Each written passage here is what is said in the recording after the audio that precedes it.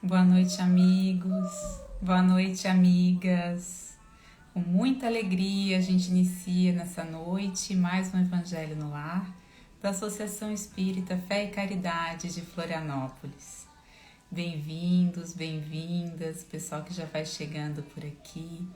Oi, Elisa. Oi, Giovana. Boa noite. Sempre bom ter vocês por aqui. Oi, Mônica. Corações queridos. A Fábia, a Dê. Tudo bem, Dê? Bom ter vocês aqui, queridas. Boa noite, Ju. Boa noite, Emília. Pessoal, que bom ter você. Tudo bem? Tá dando para me ouvir bem, Ju? Tô sim, tá me ouvindo bem? Também. Baixei aqui um pouquinho para diminuir o retorno, mas tô te ouvindo bem. Eu também agora. Então tá bom. A Lê tá por aqui também, a Nelly, o seu França, os corações, né, de todos os domingos que aqui se reúnem no nosso Evangelho no Lar, é sempre uma alegria. E só para a gente registrar, como a gente sempre faz, essa reunião do Evangelho no Lar é de todos nós, da Associação Espírita Fé e Caridade, e a gente está aqui também para divulgar a forma de fazer essa reunião, né? Nos lares de todos nós, uma vez por semana, escolher um dia, um horário fixos, para fazer essa prece, a leitura do Evangelho de algum livro que você escolheu. Faz comentários a respeito da leitura, o que é a leitura, o que traz para a sua vida, o que fala com você. Depois faz uma prece final, com talvez uma irradiação para o celular, para a sua família, para as pessoas queridas, para aqueles que precisam. E ter um copinho de água do lado é sempre bem-vindo também. E a gente faz então todo domingo aqui juntos, né? E hoje a gente está dando sequência no capítulo 21, na missão dos profetas, agora no item 4. Então, Ju, eu vou fazer a prece inicial e te convido para fazer a leitura para a gente, pode ser? Combinado. Então, tá bom. Convido a todos, amigos, a se colocarem numa posição confortável, elevando os nossos pensamentos, os nossos sentimentos, convidando o Mestre Jesus para os nossos lares, para a nossa casa mental, vibrando nessa energia de amor, nessa vibração de fraternidade, de amizade profunda e sincera uns com os outros, como irmãos em Deus. Nós pedimos licença para iniciar essa reunião do Evangelho no Lar, pedindo que essa leitura fale com os nossos corações, ensine o nosso espírito, nos eduque a caminhar no caminho do Mestre. Que assim seja. Obrigada. Boa noite, pessoal que está entrando agora. A gente vai iniciar a leitura. É do capítulo 21, como a Emília já falou. O nome do capítulo é Haverá falsos cristos e falsos profetas. Agora a gente vai lá para o item 4, que se chama Missão dos Profetas. Então, quem quiser acompanhar, fica o convite. Hoje é um trechinho bem pequenininho. Atribui-se comumente aos profetas o dom de adivinhar o futuro, de sorte que as palavras profecia e predição se tornaram sinônimas.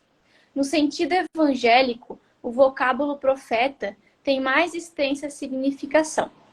Disse de todo enviado de Deus com a missão de instruir os homens e de lhes revelar as coisas ocultas e os mistérios da vida espiritual. Pode, pois, um homem ser profeta sem fazer predições. Aquela era a ideia dos judeus ao tempo de Jesus. Daí vem que quando levaram à presença do sumo sacerdote Caifás, os escribas e os anciãos, reunidos, lhes cuspiram no rosto, lhe deram socos e bofetadas, dizendo: Cristo, profetiza para nós e dize quem foi que te bateu. Entretanto, deu-se o caso de haver profetas que tiveram a presciência do futuro, quer por intuição, quer por providencial revelação, a fim de transmitirem avisos aos homens. Tendo-se realizado os acontecimentos preditos, o dom de predizer o futuro foi considerado como um dos atributos da qualidade de profeta.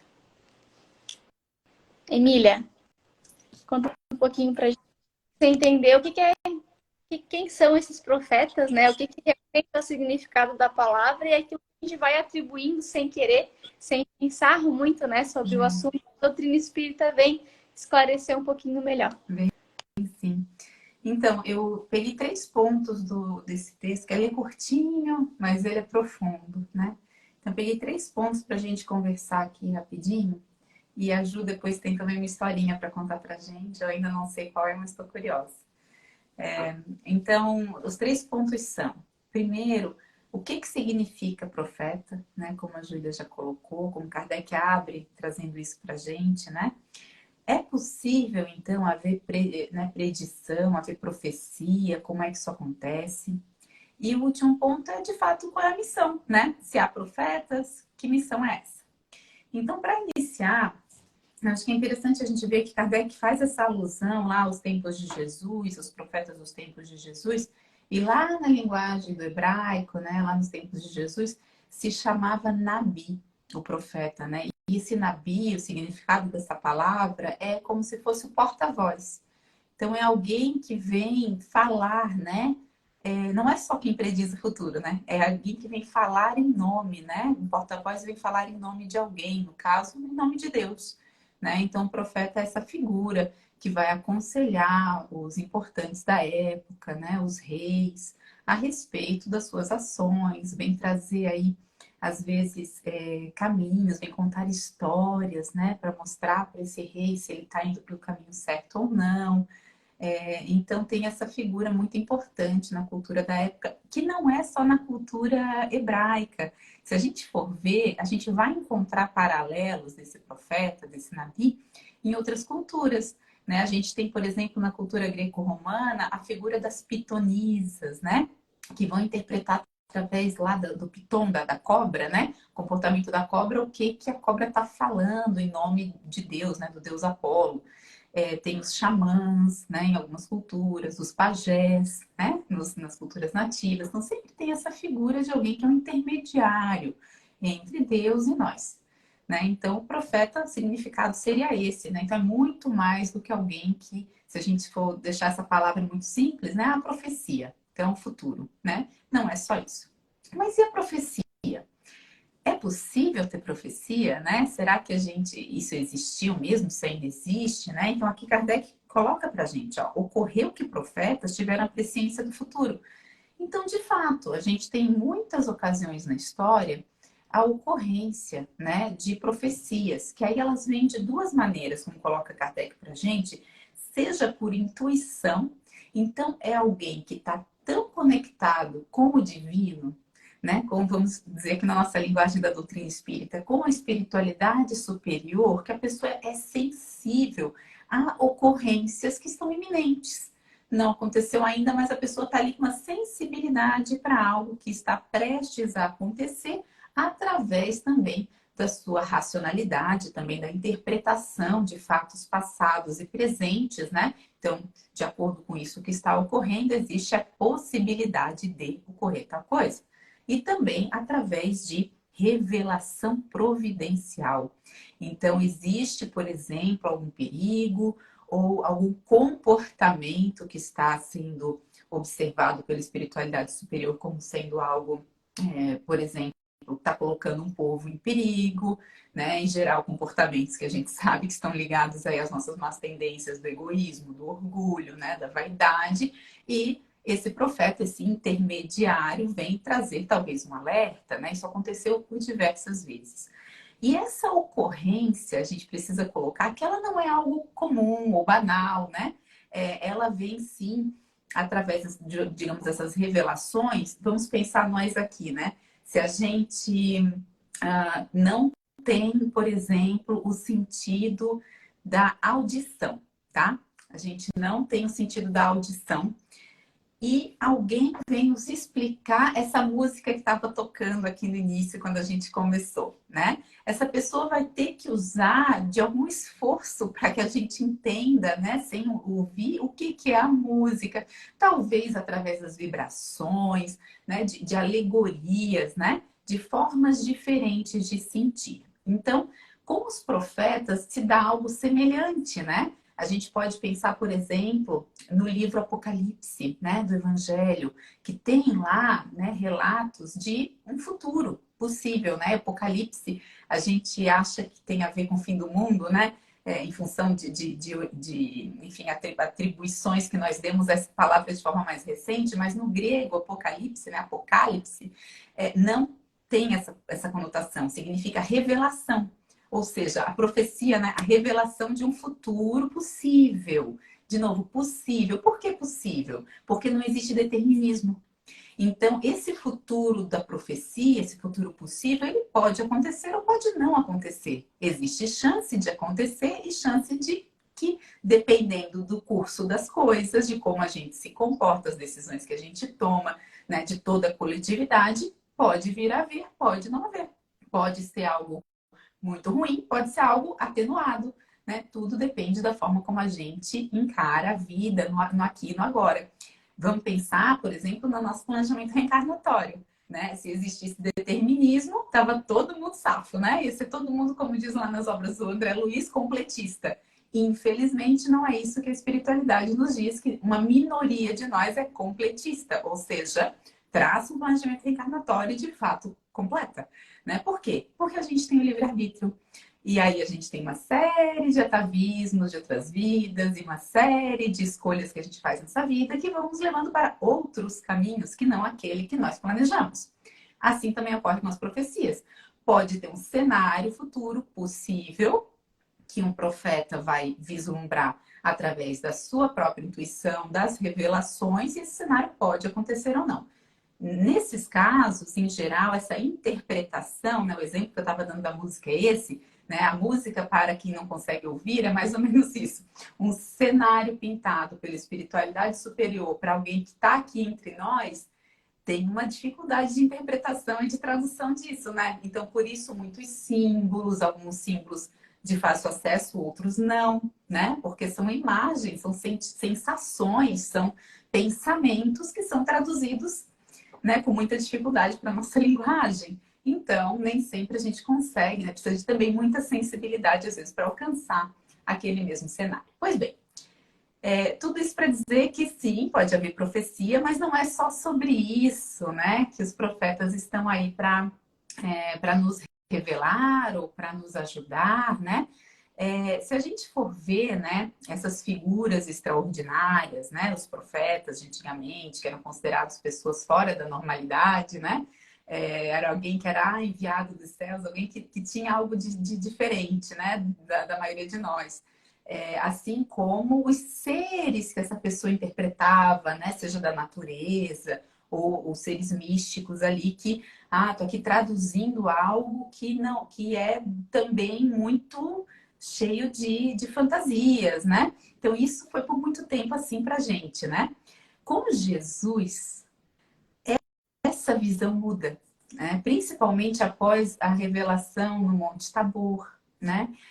A mediunidade, né? Esse intermédio entre o mundo, né, que a gente não vê e o mundo que a gente vê, a gente passa a entender como algo, não são seres extraordinários, são pessoas que já viveram, pessoas que estavam aqui e que são como nós e seremos nós um dia. Né? Então, com Jesus muda de figura, a gente ganha um pouquinho mais de visão a respeito da realidade, né?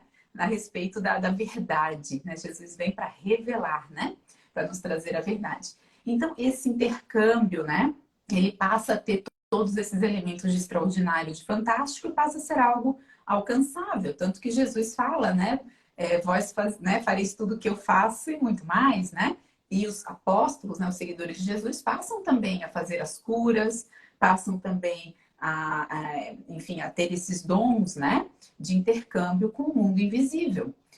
Esses dons, né, a mediunidade, assim como todas as ciências, ficaram um pouco ocultas ao longo ali da Idade Média, né? Anos depois de Jesus, isso fica um pouco apagado, né? Embora continuasse acontecendo, e acontece muito antes de Jesus, como a gente já falou, e seguiu acontecendo, mas não era algo mais oculto, mais velado. Até que todas as ciências, né, ganham a luz novamente, né, o iluminismo, enfim, e a mediunidade também, através da doutrina espírita de Allan Kardec, vem a atingir aí, digamos, o seu ápice em termos de orientações mais profundas, né, que Kardec nos traz e une esses conhecimentos com o Evangelho de Jesus. Pois bem, então a gente vê que o profeta, essa figura do intercâmbio, né, intercambista entre o mundo oculto e o mundo visto, nada mais é do que os nossos médiuns, né? Essa música que a gente estava ouvindo aqui do Tim e Vanessa, o Tim fala isso pra gente, ele diz assim, antes médiuns, ele diz assim, né? Os velhos jovens, né, os vossos jovens profetizarão, antes, hoje médiuns, antes profetas, né? Então, nada mais é do que esse nome, né, de alguém que está ali fazendo esse intercâmbio. E agora, falando da mediunidade, Ju, já que a gente está falando da missão do profeta, né, trazendo para os dias atuais a missão desse médium, que missão é essa, né? A gente já viu que é alguém normal, né? Como todos nós, não é alguém extraordinário. Está ali interpretando pensamentos e sentimentos do oculto, mas que oculto é esse? Também somos nós, desprovidos, né, da matéria, são espíritos como nós, que já desencarnaram.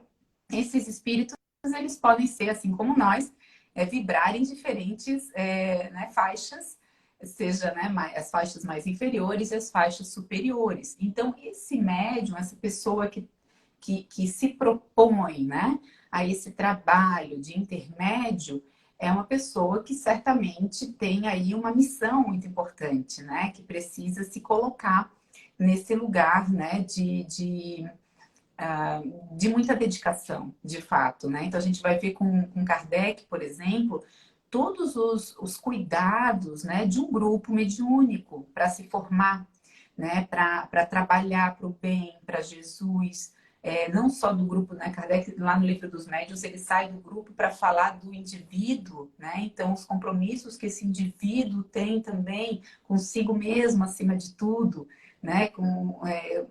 Cuidar dos seus pensamentos, do seu equilíbrio emocional, né? Cuidar com a prece, enfim. E é de fato algo que vem junto com uma grande responsabilidade, né? Então, por isso a missão mesmo, né? Não deixa de ser, com certeza uma missão. Esse médium ele vai trabalhar para ser um instrumento adequado, né, para a espiritualidade.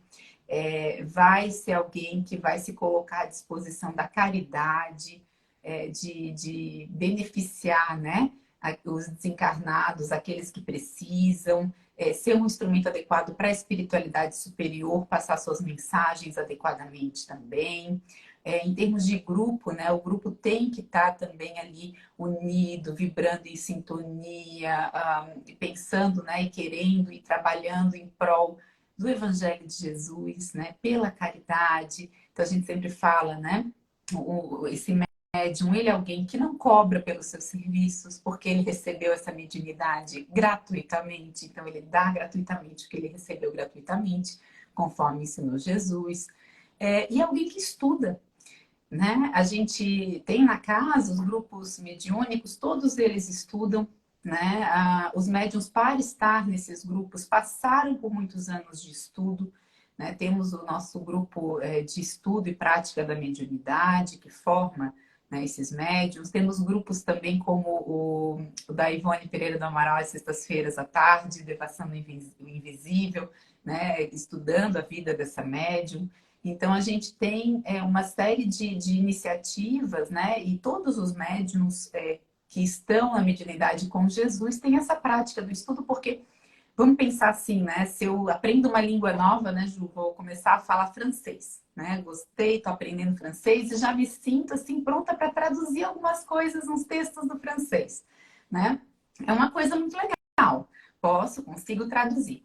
Agora, se eu sentar lá na universidade, fizer 1 ano, 2 anos de estudos da tradução, né, que é um curso muito bacana, que é a Federal, uma das pioneiras e uma das principais aí do Brasil. Se eu fizer esse estudo, a qualidade das minhas traduções vai ser certamente muito mais adequada, né? Eu vou ter um outro trabalho, um outro resultado no meu trabalho. Assim é também com a mediunidade. né? Então, esse estudo ele é fundamental para a qualidade do trabalho do médium, né? E ele é um contínuo também. Então, bem, acho que no mais, assim, a gente normalizar, né, a mediunidade, não viver o misticismo, isso faz parte lá da nossa história, não faz parte da nossa realidade atual, né, a gente encarar, né, os médiuns como grandes missionários mesmo, né, de si próprios, da sua própria evolução, dos seus compromissos, que estão ali, de fato, num trabalho muito bonito, porque assim se comprometeram, né? Com o seu planejamento reencarnatório. E todo aquele, né, que busca essa autotransformação pela mediunidade, se estudar, se perseverar, se tiver disciplina, vai conquistar, né, enfim, esses louros, né, da reforma íntima, né, que a mediunidade pode trazer para cada um de nós. É bem isso, Emília. E para quem talvez esteja pensando, né? Ah, mas eu não tenho uma mediunidade, não sou médium, não exercito a mediunidade, então esse texto, esse conteúdo não é para mim. Pera lá, né, Emília? Pera lá, que médiums somos todos, num grau ou no outro.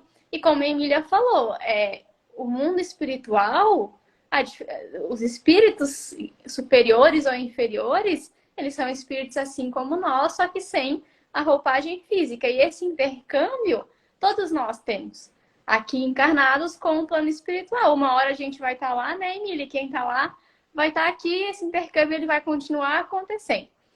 E aí, sobre esse assunto, Emília, Emmanuel, ele dá uma puxada de orelha quando se pesquisa sobre missão dos profetas, ou só profetas, falsos profetas, enfim.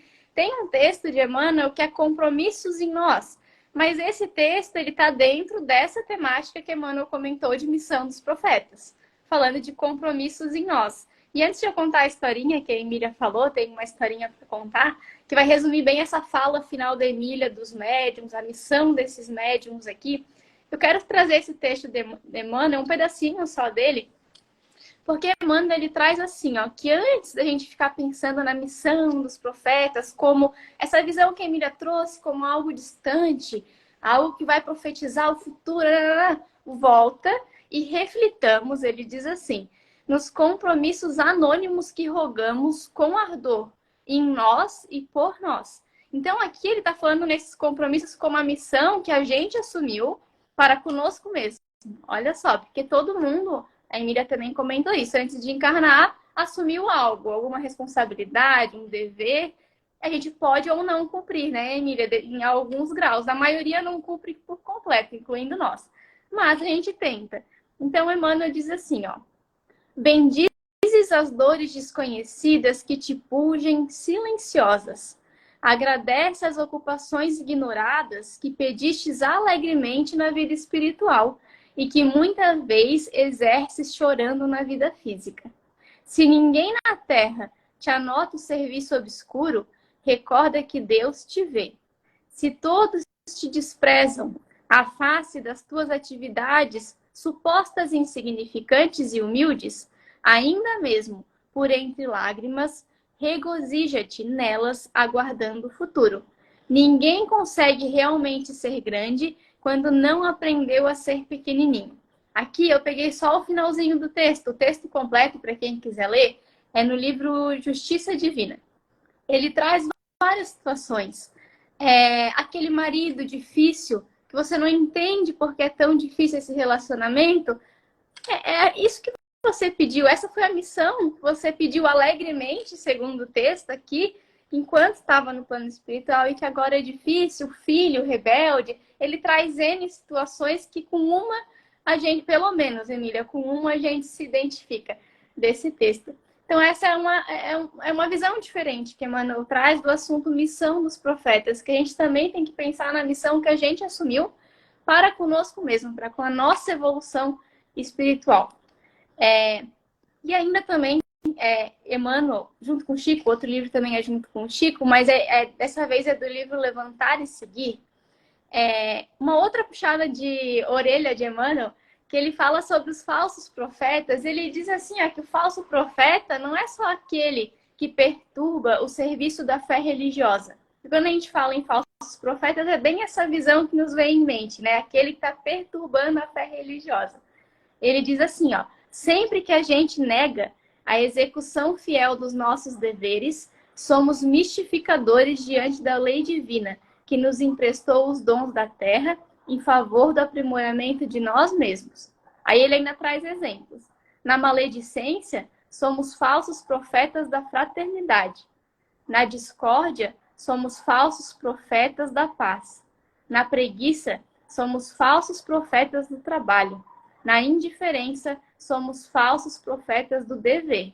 E daí ele finaliza dizendo que toda vez que a gente esquece das nossas obrigações de solidariedade, de amor para com o próximo, a gente prejudica o serviço que nos cabe atender e prejudica essa missão. Tanto a nossa, quanto a da lei de sociedade, da nossa vida em família, a gente prejudica essa missão que nos foi dada como pequeninos profetas, Emília.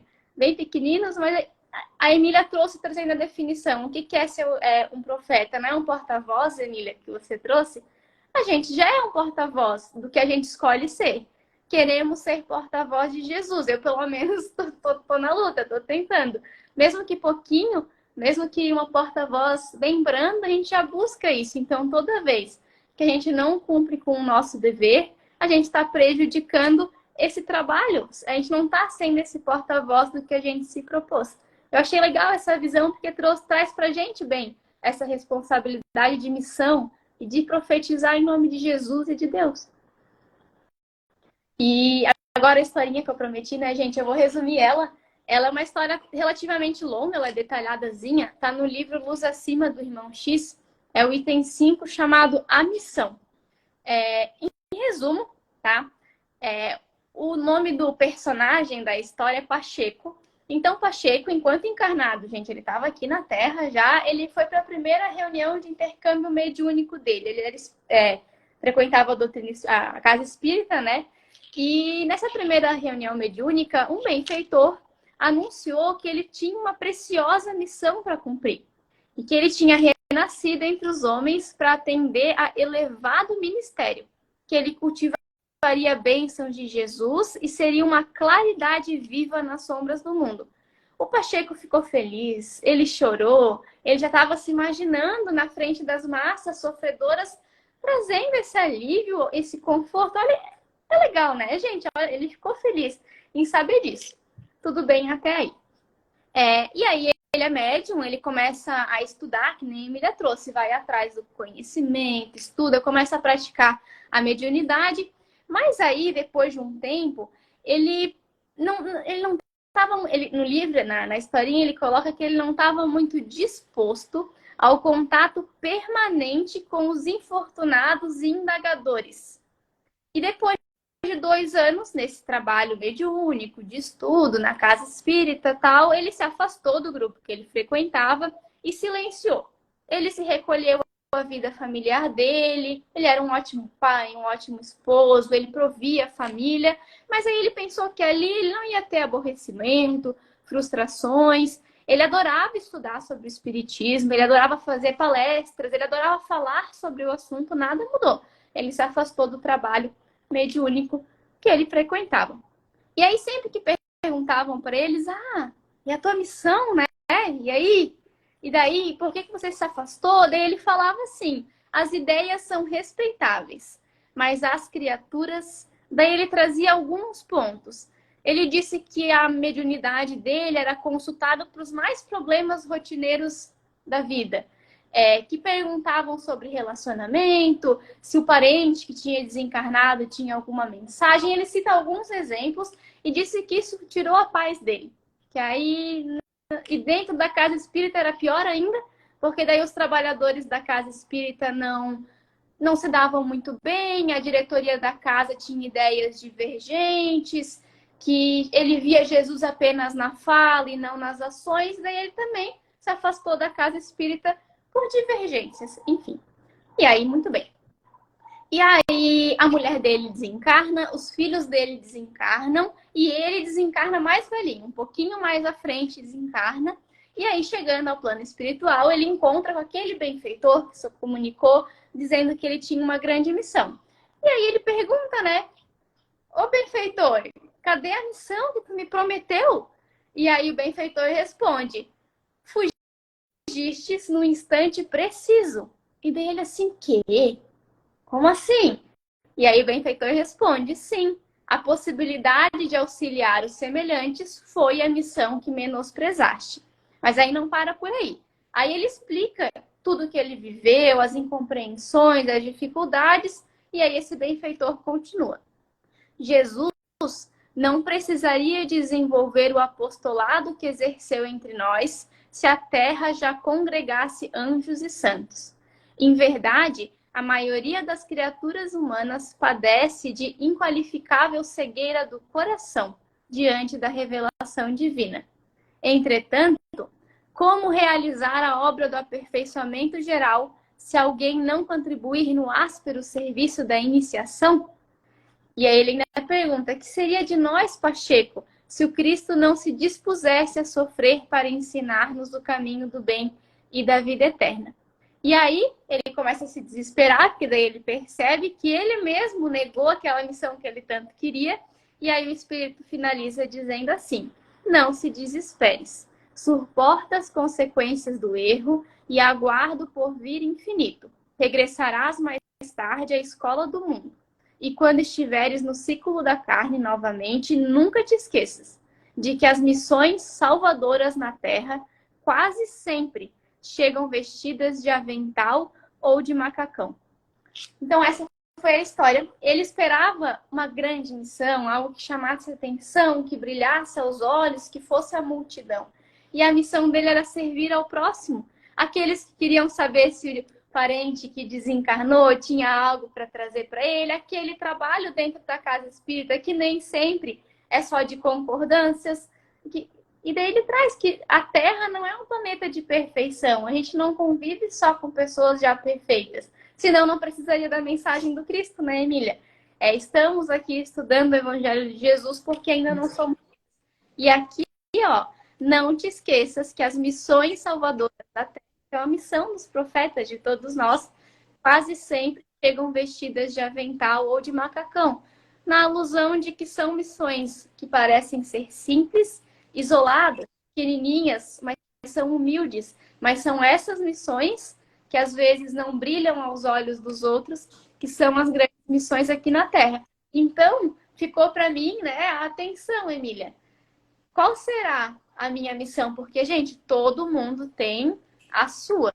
Ninguém escapa. Qual que será que é a minha missão? Será que eu estou indo no caminho, Emília, de cumprir ela com a alegria que eu me dispus antes de encarnar? Porque é fácil se perder nesse caminho aqui na Terra e esquecer aquilo que a gente se prontificou a cumprir. Por isso que a gente tem que orar, tem que vigiar, tem que sempre se atentar ao nosso orgulho, à nossa vaidade.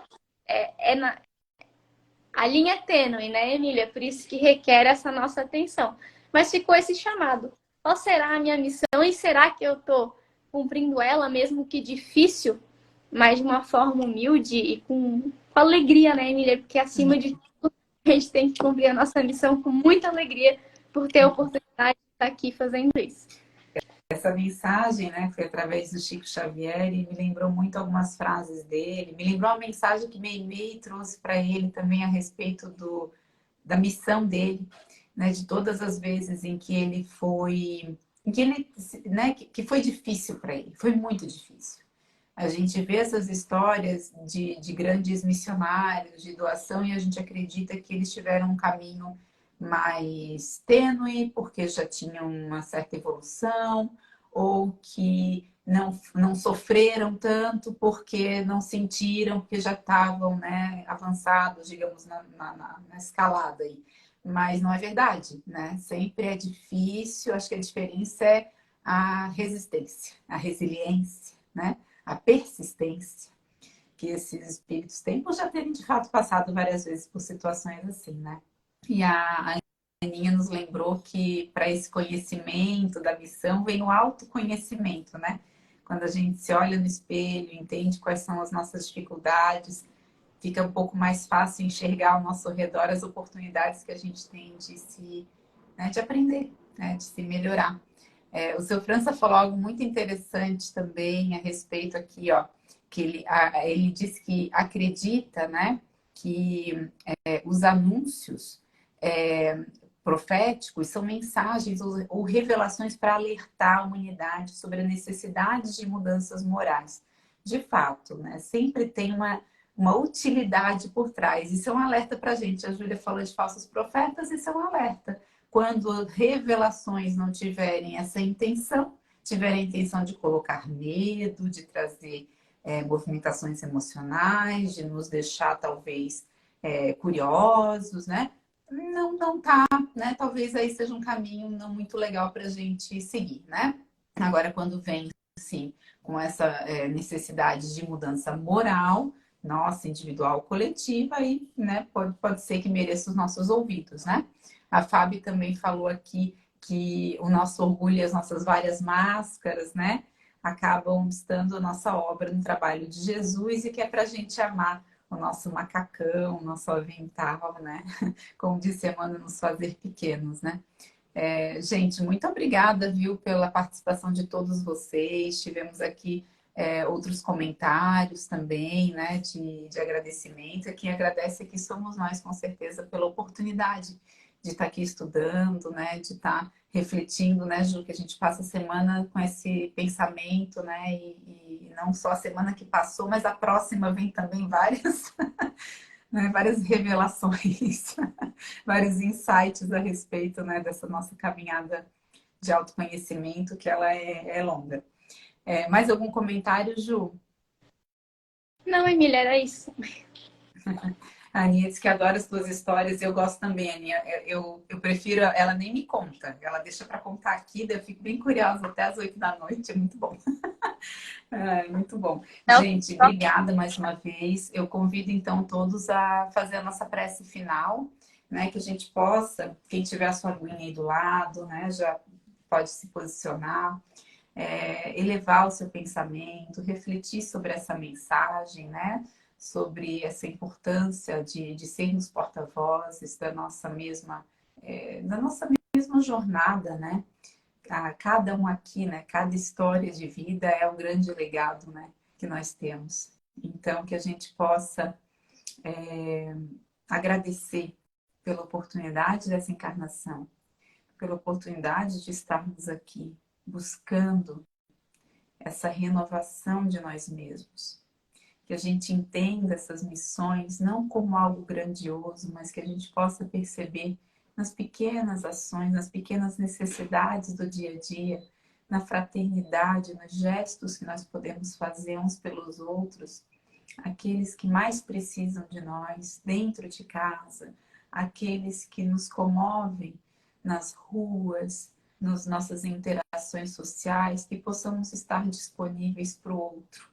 Todo esse movimento para fora é um movimento que nos aproxima da caridade, que nos aproxima da mensagem de Jesus. Então, que a gente possa seguir essa missão de olhar para fora, de olhar o outro com carinho, com piedade, né? Principalmente aqueles que às vezes nos incomodam, aqueles que a gente pouco compreende. Estão aí os grandes desafios em nós mesmos.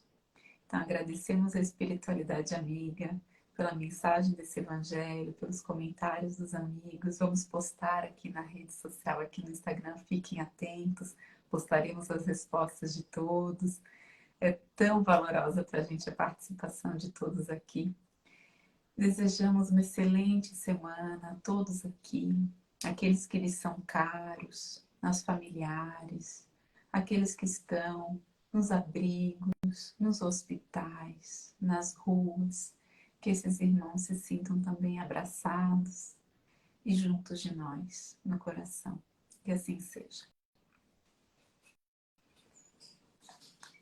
noite, Emília. Obrigada. Uma boa noite a todos e uma ótima semana. Até semana que vem.